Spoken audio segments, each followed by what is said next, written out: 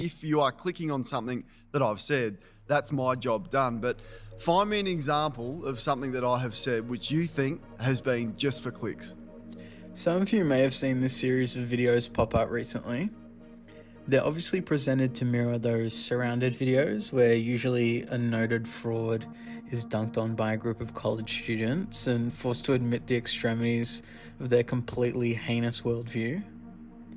Well, these are unfortunately not like that. They're more like occasionally spirited discussions that pretty much achieve nothing but exposing these footy fans / budding media personalities to a potentially larger audience. So far, only one of these videos has rage baited me into watching the full thing, and I have a few things to say about it. So if you had a daughter and she was 10 and she got raped, and she was gonna give birth and she would, and she was gonna give birth and she was gonna live, would you want her to go through that and carry her baby? That's awfully graphic. But it's a real life scenario that happens to many people. The answer is yes, the baby would be delivered. Oh, okay, great. So that's insane. But let me tell you why. No, hold on, let me ask you a question.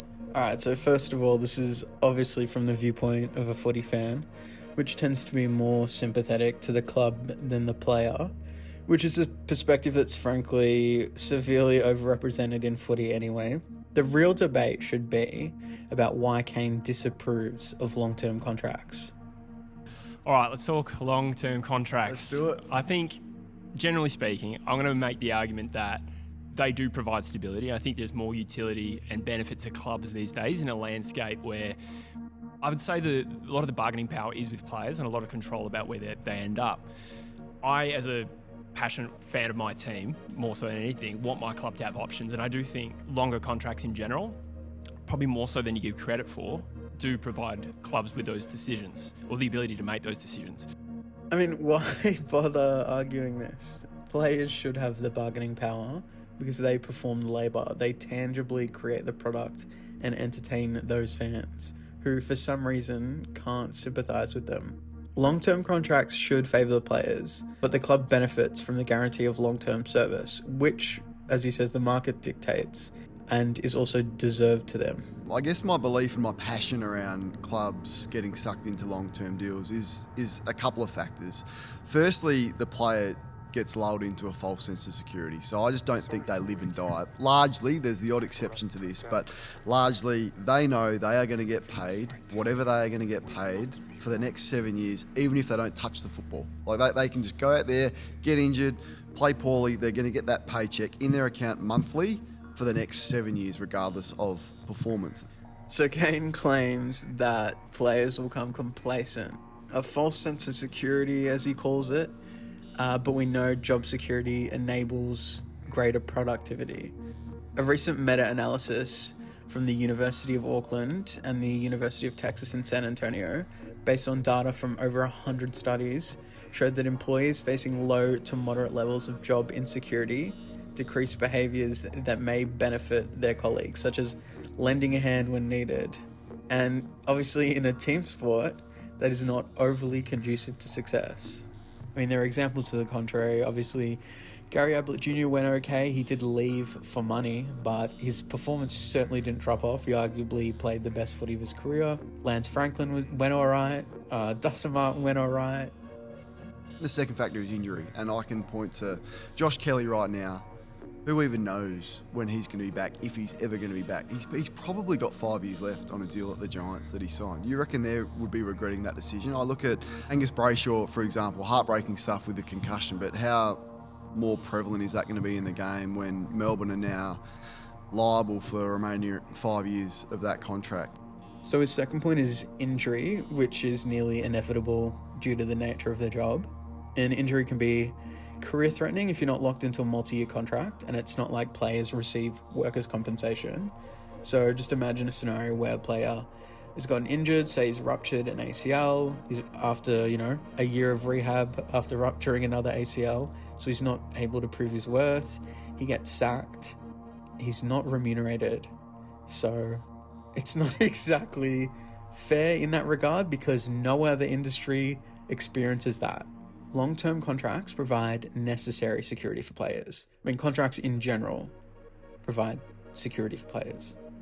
So you'll often hear that some players benefit from short-term contracts, like Sean Burgoyne. He was on one-year deals for a long time.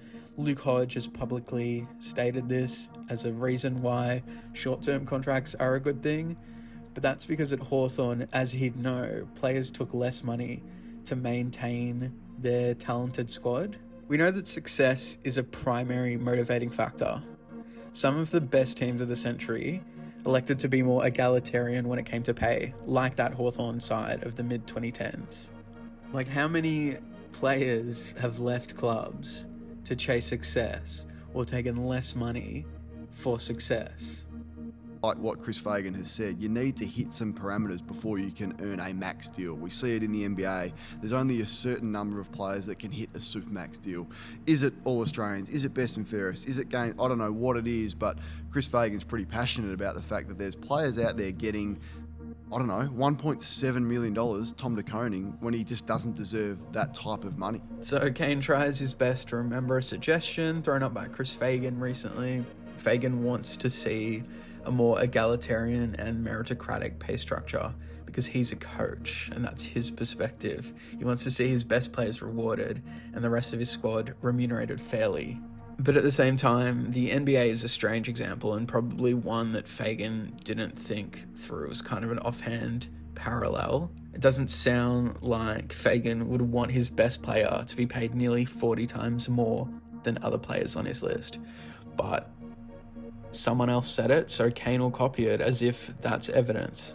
What's to say that the AFL can control what clubs and players can do? You know, if we're placing caps on strategically what these clubs and players are able to earn, do you think that's fair? Well, they do it anyway, don't they? Like they mandate that a player that's drafted has to sign for 3 years. So why is it okay to do it for certain examples? So here's Kane just essentially gish galloping, throwing out a bunch of things, seeing what sticks.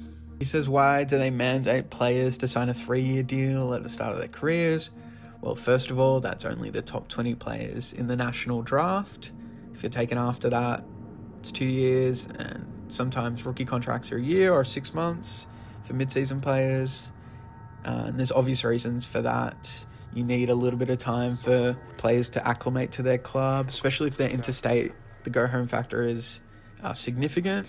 There's also, a decent amount of time to develop those players in the 3 years, so you're not just delisting players willy-nilly because they haven't shown anything immediately. It's obviously a mutually beneficial contract initially for those reasons.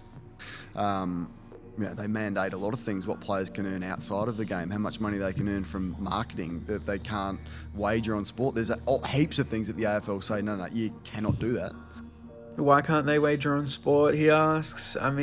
He's so cynical about these players. He really thinks that if it's legal, that they wouldn't cheat for financial gain. It just doesn't really make sense. I would like to see a little bit more message discipline from Kane. And players' off-field earnings being capped, I'm not quite sure what he's referencing there. Clearly you can make as much money as you want outside of football. You're not prevented from having an investment portfolio. Not sure what he's referring to there. So I would think that's just an example of the AFL setting the rules, and what are the players going to do if they don't want to live by it? Go to another league? There is no other league. Yeah. No, that's it. I like it. It's not a Good bad job, shout. mate. Don't agree with that point. He's not made a good point at all. And then he closes with, what are players going to do? Where are they going to go? The AFL makes the rules. He sounds like a slumlord. And that's why the AFLPA is so important. As you'd know, Kane, remember you were a captain? Imagine this was your captain. The guy who doesn't vouch for your rights as a player. And the reason the AFLPA is so important because people like you will seek to exploit them through restrictive contracts. I wish someone would actually confront Kane on his nonsense, really. It's a bit frustrating, but, this was all in good fun, and these videos are so short. I don't know what has been cut out, but I'd like to see someone actually take it to Kane and expose his ignorance, at the very least.